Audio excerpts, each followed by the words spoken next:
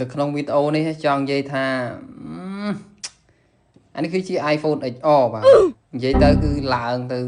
17 Pro និយាយពីថាដូចចយដែរណាបាទ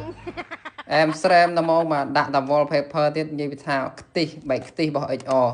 ឲ្យស្ពៃបាទអញ្ចឹងនេះគឺជាសបកឡើងហើយសបកឡើងនេះដែរទិញអស់លុយមិនច្រើនទេបាទអស់ត្រឹមតែ$23ទេបងប្អូនមានលទ្ធភាពអាចតឡើងខ្លួនឯងបានទិញទៅតឡើងបាទអូខេហើយតឡើងទៅធានាឲ្យថាដូច iPhone 17 Pro 100%តែមកបើសិនជាយើងមើលពីក្រោយបាទ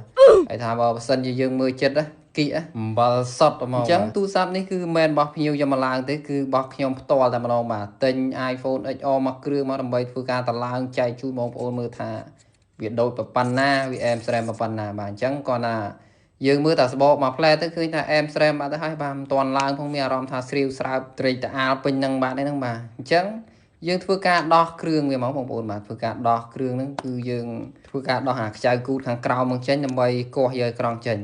ហើយម៉ាស៊ីននេះដែរឃើញថាដូចមានបិទតែមទៀតបាទមិនដឹងធ្វើស្អីពីមុនមកទេបាទខ្ញុំទិញថោកដែរទេបាទអញ្ចឹងខ្ញុំទិញមកដើម្បីធ្វើការតឡើងឲ្យបងប្អូនមើលថា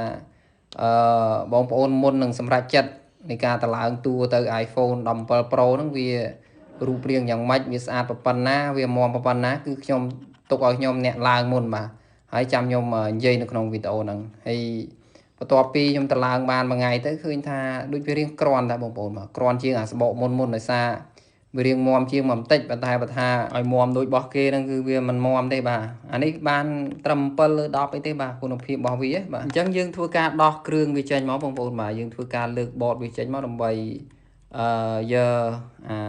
គ្រឿងបង្គុំវាផ្នែកខាងក្នុងទាំងអស់ហ្នឹងរុះរើវាចេញទាំងអស់ដើម្បីយកទៅដាក់សបកថ្មីរបស់យើងនិយាយទៅគឺដូរសបកម្ដងរៀងហត់អាត្រង់ហ្នឹងបាទបើសិនជាបងប្អូនចង់ដូរខ្លួនឯងក៏បានដែរបាទមើលតាវីដេអូខ្ញុំទៅហើយ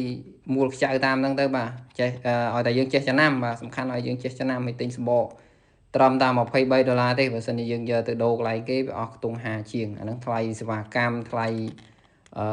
តឡើងអញ្ចឹងណាបាទតែបើសិនជាបងប្អូនទូរស័ព្ទពងពេញឆ្លាញ់ដេកអោបរងថ្ងៃមិនបាច់តឡើងក៏ល្អដែរបាទព្រោះអាសបកឡើងហ្នឹងគឺវាអត់អាចដូចអាសបកស៊ីនដើមរបស់ Apple ទេបាទវាបានត្រឹមតែមកល្អមើលតែបើនៅក្នុងផ្ទះយើងមាន Wi-Fi អាហ្នឹងតឡើងទៅបាទប្រើបានអត់អីទេបើសិនជាផ្ទះបងប្អូនអត់មាន Wi-Fi ទេប្រើប្រភេទសេវា 4G អាហ្នឹងវារៀងក្តៅងាងតិចហើយបាទវារៀងខ្សោយសេវាអីតិចតួចហើយព្រោះសបកហ្នឹងវាមិនមែនជាប្រភេទសបកដែលវាមានប្រព័ន្ធសេវាដូចសបកដើមរបស់គេអញ្ចឹងណាបាទវាមានដែរគាត់ថាវារៀងស្ទើរតិចតួចវាមានវាមិនដូចស៊ីនរបស់គេណាបាទនិយាយមួយម៉ាត់ទៅគឺវាអត់ដូចស៊ីនរបស់ដែល DIY គេផលិតមកហ្នឹងណាបាទនិយាយទៅអានេះគេសម្រាប់តែទូរស័ព្ទបងប្អូន